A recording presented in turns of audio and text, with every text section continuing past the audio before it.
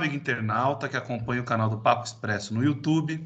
Hoje estamos com a coordenadora de Serviços de Interesse para a Saúde da Anvisa, Alice Souza, que vai falar com a gente um pouquinho sobre a 7ª edição do relatório de denúncias relacionadas a esses serviços. Olá, Alice, bem-vinda ao nosso programa. Eu gostaria de começar perguntando, então, o que é esse relatório, o que esse relatório apresenta, quais são os dados mais relevantes? Olá, é um prazer participar do Papo Expresso, né? E agradeço muito o espaço, porque os serviços de interesse para a saúde é o mundo, né? É uma diversidade muito grande. Então, quando, em 2015, a Anvisa começou a tomar pé e a prestar mais atenção nesses serviços, porque a gente tinha as instituições de idosos, a gente tinha as creches, a gente tinha sempre um ou outro problema sanitário nesses estabelecimentos. Então, nos foi pedido para que acompanhasse mais de perto. Para a gente poder fazer o planejamento da área, saber aonde atuar, fazer um diagnóstico mesmo da situação, nós começamos a mapear quais eram as denúncias que chegavam à Anvisa.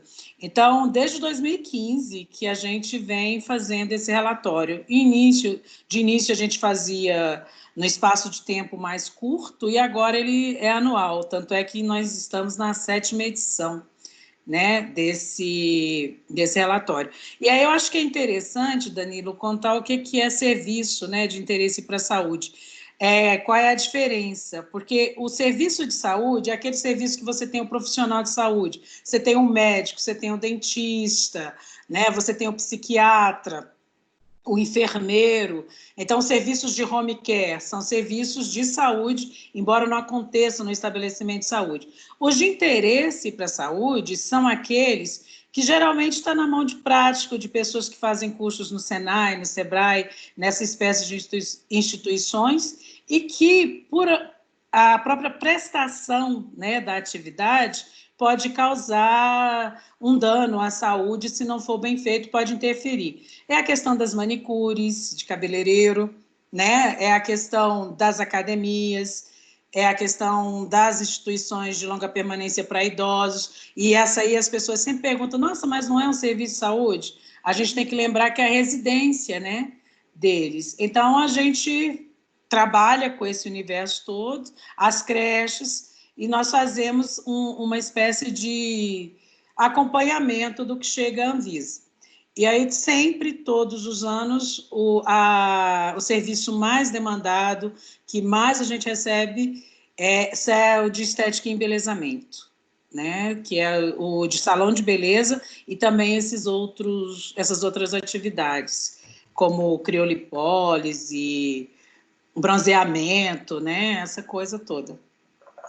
E quais são os principais problemas identificados? Como você disse aí que já é recorrente que na primeira posição de denúncias estejam os serviços de salão de beleza e estética.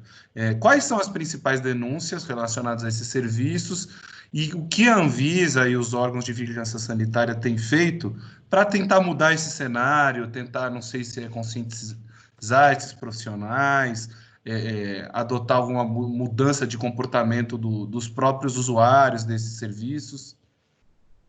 Na sua grande maioria, a gente tem 3 ou 4 categorias de problemas que mais aparecem. É a questão que a gente chama de má prática, né? O descumprimento das boas práticas de oferecimento do serviço. Então, o profissional não utiliza um EPI, quer dizer, que é a proteção individual. Então, por exemplo, a manicure não usa uma luva, né? Seria esse estilo. Você não tem as condições adequadas, a cabine de depilação não é fechadinha, os idosos não recebem as 6 refeições que teriam que receber, a creche não tem a infraestrutura necessária. Então, é o que a gente chama de más práticas, né? Ou ausência de boas práticas no oferecimento do serviço. Esse aí empata quase com as questões de higiene. Questão de higiene ainda é recorrente, né? Fora isso, a gente tem também outras 2 categorias que são muito importantes quando você frequenta um serviço de interesse para a saúde, que é a questão do equipamento. Então, se você está utilizando o equipamento que é registrado na Anvisa, como a gente tem muita denúncia ainda sobre as câmaras de bronzeamento artificial, que são... Tem anos que a Anvisa proibiu essas câmaras e você ainda encontra em alguns lugares as pessoas utilizando. É o equipamento que não é o correto, não é registrado, ou então os equipamentos que também não são processados. Esse ano, diferente dos outros, os serviços de tatuagem e piercing ficaram em 3º lugar das denúncias. E por que isso? Porque a questão da esterilização, né, do material ou das tintas, que é o produto que seria outra categoria. Então, é isso. As boas práticas que não são respeitadas, a questão da higiene, equipamentos e produtos na esterilização e no registro. É isso. Eu estava lendo o relatório, esse ano tem uma novidade que é a questão do perfil de risco, né? Associada às categorias.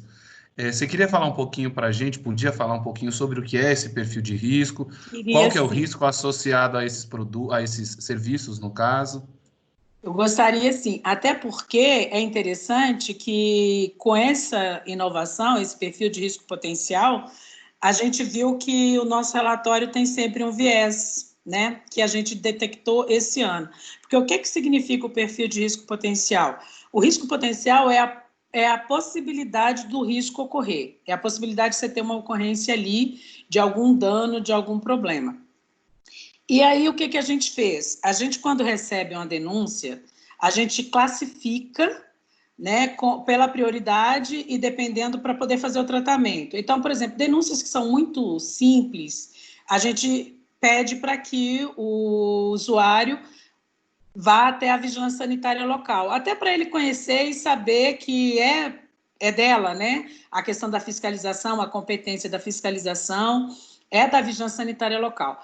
Aí, quando a gente tem uma denúncia mais grave, com elementos mais fortes, que aí a gente tem o dano, tem a vulnerabilidade do público, aí a gente classifica como P1. P1 é aquele nosso máximo, que aí nós assumimos, não que a gente vá fiscalizar, mas a gente encaminha para a vigilância sanitária local, relata o que aconteceu e pede para que eles vão fazer a fiscalização ou nos reportem se já fizeram e devolvam, né, a resposta para a gente, para que a gente possa encaminhar o usuário. Então, essa é o que a gente chama de P1, e é onde a gente tem dano. Então, você tem queda na instituição de longa permanência para idosos, você tem algum surto em creche, né? Você tem uma suspeita de que a pessoa pegou uma infecção num salão de beleza, né? Ou uma micose, uma doença nesse estilo.